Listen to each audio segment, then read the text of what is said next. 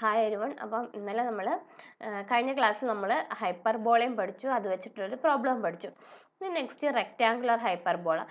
എന്താണ് ഹൈപ്പർബോളയും റെക്റ്റാങ്കുലർ ഹൈപ്പർബോളയും തമ്മിലുള്ള വ്യത്യാസം എന്ന് ചോദിച്ചാൽ, നമ്മൾ ഹൈപ്പർബോളയുടെ ഇക്വേഷൻ എന്താ? X square by a square minus y square by b square is equal to 1.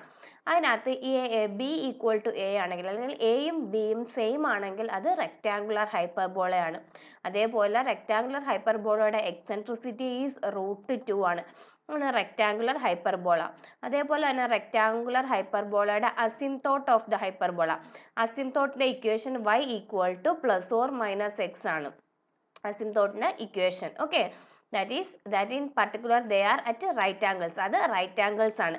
ഹൈപ്പർബോളയുടെ അസിംപ്തോട്ട്സ് right ആംഗിൾസിൽ വരുമ്പോൾ അതിനെയാണ് എന്ത് വിളിക്കുന്നത്? ആംഗിൾസ് റൈറ്റ് ആംഗിൾസ് ആകുമ്പോഴാണ് അതെന്താകും മാറുന്നത്? റെക്റ്റാങ്കുലർ ഹൈപ്പർബോളയായി മാറുന്നത്.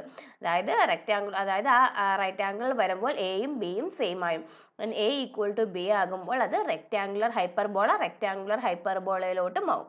അതായത് A hyperbola whom asymptotes are at right angles is called a rectangular hyperbola. എന്നും കൂടെ, what is a rectangular hyperbola?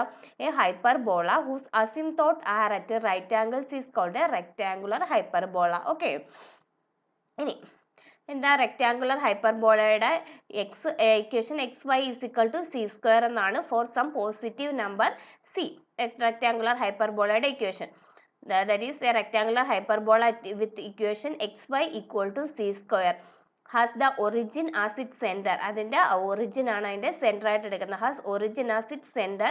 The x and y axis are asymptote. x ഉം y ഉം asymptote ആണ്. Okay, x is equal to, അപ്പം അതായത് x is equal to y is equal to c square എന്ന് പറയുന്ന rectangular ഹൈപ്പർബോളയുടെ centre എന്ന് പറയുന്ന അതിന്റെ ഒറിജിനും അസിംപ്തോട്ട് എന്ന് പറയുന്ന എക്സും വൈയും ആക്സിസും ആയിരിക്കും അസിംപ്തോട്ട്.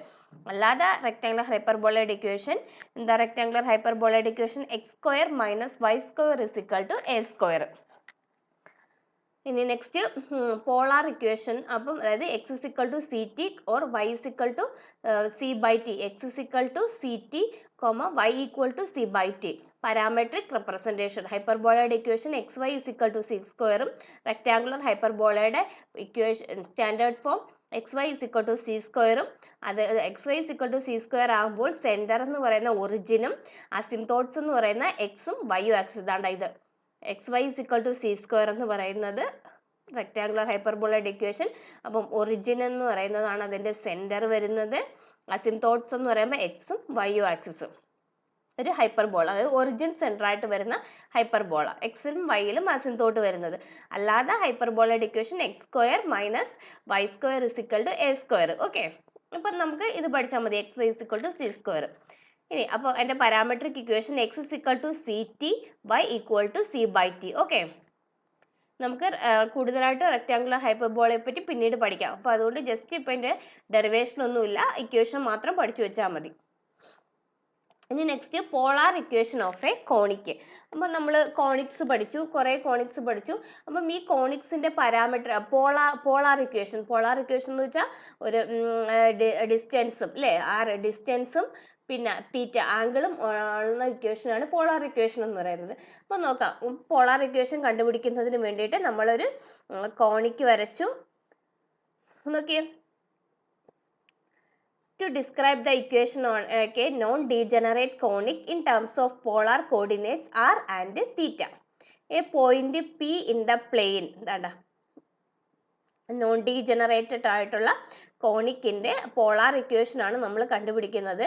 അതിനുവേണ്ടി നമ്മൾ ഒരു പ്ലെയിൻ വരച്ചു, അതിനകത്ത് ഒരു പോയിന്റ് പി അടയാളപ്പെടുത്തി. പിന്നെന്താ, പ്ലെയിൻ ഹാസ് പോളാർ കോർഡിനേറ്റ്സ്, അതിന്റെ പോളാർ കോർഡിനേറ്റ്സ് ആറും തീറ്റയും എന്നെടുത്തു. അതായത് ഒറിജിനിൽ നിന്ന് പിയിലോട്ടുള്ള ഡിസ്റ്റൻസ് ആറും അവിടെ നിന്നുള്ള ആന്റി ക്ലോക്ക് വൈസിലോട്ടുള്ള ആംഗിള് തീറ്റയും എടുത്തു. Okay, R is the distance OP where O is origin and theta is the anti-clockwise angle between OP and അല്ലേ, ആംഗിൾ തീറ്റ എന്ന് പറയുന്ന angle between OP and x axis, positive x axis. Okay, ഇനി നമുക്ക് ഓരോന്ന് നോക്കാം. Take the origin O to be focus of the conic അതേപോലെ D is the directricity, D എന്ന് പറയുന്ന ഡയറക്ട്രിസ് ആണ്. പിന്നെ എം എന്ന് പറയുന്നത് എന്താ, M is the foot of the perpendicular അല്ലെ, foot of the perpendicular from the point P on the conic to D. And N എന്ന് വെച്ചാലോ, N is the foot of the perpendicular from O to D അല്ലേ. അപ്പൊ അതെല്ലാം നമുക്കറിയാം, അതെല്ലാം നമുക്ക് കിട്ടി. ബൈ ഡെഫിനിഷൻ, കോണിക്കിന്റെ ഡെഫിനിഷൻ വെച്ചിട്ട് നമുക്ക് എന്ത് പറയാം, O P equal to e into P M ഇല്ലേ, O P equal to e into P M. By the definition of conic, O P equal to eccentricity into P M ആണ് അല്ലേ. That is നമുക്ക് എങ്ങനെ എഴുതാം, r is equal to, O P എന്ന് വെച്ചാൽ ആറാണ് distance, E into P എമ്മിനെ നമുക്ക് എങ്ങനെ എഴുതാം, പി എം എന്ന് പറയുന്ന ഈ ഡിസ്റ്റൻസ് ആണ്. അതിന് നമുക്ക് എങ്ങനെ എഴുതാം, O N minus O Q അല്ലേ. ഇതും സെയിം തന്നെ അല്ലേ, ഈ ഡിസ്റ്റൻസും സെയിം തന്നെയാണ്. അപ്പൊ പി എമ്മിന് പകരം നമുക്ക് എന്ത് എഴുതാം, O N minus O Q അല്ലേ. ഇതാണ് O N minus O Q, that is equal to e into O N minus e into O Q. അപ്പം ഒ ക്യു കണ്ടുപിടിക്കുന്നതിന് വേണ്ടി നമുക്ക് ഇവിടുന്ന് ആംഗിൾ കോസ് തീറ്റ എടുക്കാം. ഇവിടെ ആംഗിൾ തീറ്റ അല്ലേ, അപ്പൊ കോസ് തീറ്റ എങ്ങനെ എടുക്കാം, cos theta is O Q by r അല്ലേ, adjacent side by hypotenuse. Cos theta equal to O Q by r അല്ലേ. അതായത് O Q equal to r cos theta, O Q equal to r cos theta. Then O ക്യുവിന് പകരം എന്ത് എഴുതാം, R cos തീറ്റ. ഈ കൊണ്ട് രണ്ട് സൈഡിൽ മൾട്ടിപ്ലൈ ചെയ്യുമ്പോൾ എന്ത് കിട്ടും, e into O N minus e r cos theta. Therefore, R is equal to E into ON minus ER cos theta.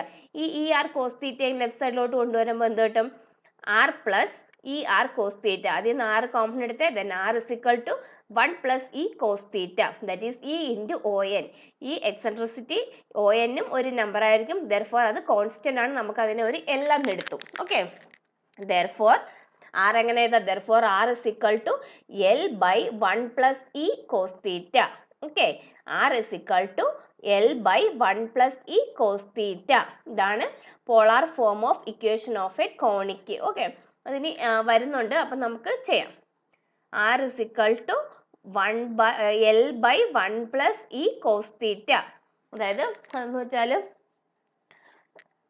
Distance ഒക്കെ കണ്ടുപിടിക്കാൻ വേണ്ടിയാണ് ഉപയോഗിക്കുന്നത്. നമ്മുടെ പ്ലാനറ്റിന്റെ motion of a planet of a comet round the sun. അപ്പോൾ സണ്ണിന് ചുറ്റുമുള്ള ഒരു ഗ്രഹത്തിൽ നിന്ന് ഈ സണ്ണിലേക്കുള്ള ഡിസ്റ്റൻസ് കണ്ടുപിടിക്കാൻ വേണ്ടിയൊക്കെയാണ് നമ്മൾ ഈ ഇക്വേഷൻ ഉപയോഗിക്കുന്നത്. R is equal to l by 1 plus e cos തീറ്റ.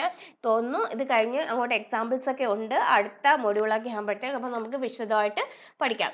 ഇപ്പോൾ പോളാർ ഇക്വേഷൻ പഠിക്കുക. കോണിക്സിന്റെ polar equation r is equal to L by 1 plus E cos theta. Okay. Thank you.